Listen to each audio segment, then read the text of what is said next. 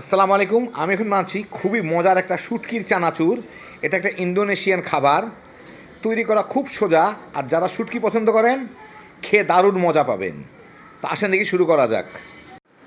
আমি এখানে কিছু মলা মাছের শুটকি নিয়ে নিছি। এইগুলাকে আমি ভালো মতো 2-3 বার ধুয়ে পানিটা ঝরায় নিব।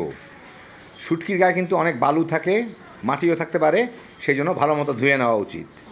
আমি চুলায় একটা কড়াইয়ে কিছু তেল নিয়ে নিছি। এখানে আমি প্রায় 1.5 কাপ 3/4 কাপের মতো বাদাম, এগুলো কাঁচা বাদাম, এগুলো ভেজে নিব। যদি ভাজা বাদাম দিয়ে করেন তাহলে আর বাদাম ভাজার দরকার নেই, এটা তো ভাজাই ছিল।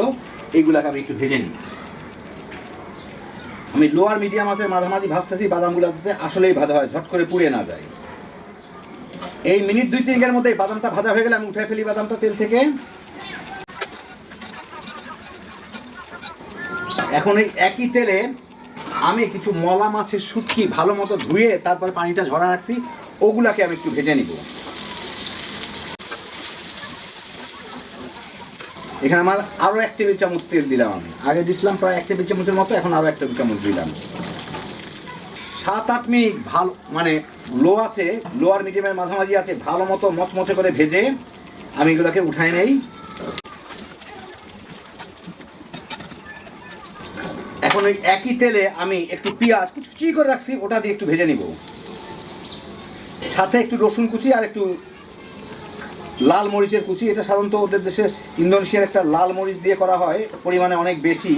ওটা অত ঝাল না, কিন্তু আমাদের দেশে মরিচ পাওয়া যায় না, তো আমি দেশি লাল মরিচই ব্যবহার করতেছি, অসুবিধা নাই। মিনিট 2 পেঁয়াজ রসুনগুলা ভালো মতো একটু ভাজা হইলে আমি এর মধ্যে কয়টা কাঁচা মরিচ দিয়ে দিব কুচি করা, তাহলে রঙটা ভালো থাকবে, দেখতেও ভালো লাগবে একটু। আর সামান্য একটু মরিচের গুঁড়া দিয়ে দেবো কালারের জন্য।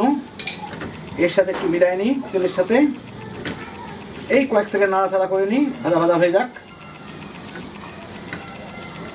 এখন আমি এর মধ্যে দিয়ে দিচ্ছি এই ভাজা মাছ, আর মানে মাছের শুটকি আর ইয়েগুলা।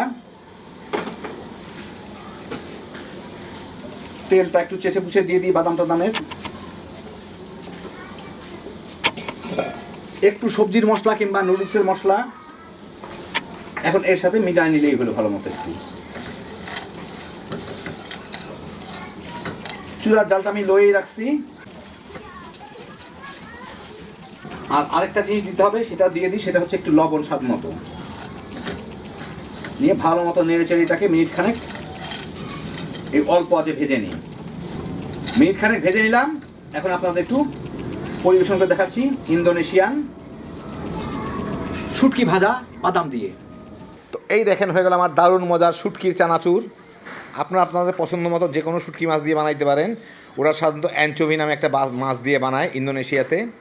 যারা শুটকি খান এইভাবে একবার বানায় দেখেন, তামা তামা করে বিকালে চায়ের সাথে খায় ফেলাইতে পারবেন। আপনাদের জন্য হ্যাপি জোশের একটা আইটেম। আল্লাহ আপনাদের সবাইকে ভালো রাখুন, সুস্থ রাখুন, নিরাপদে রাখুন।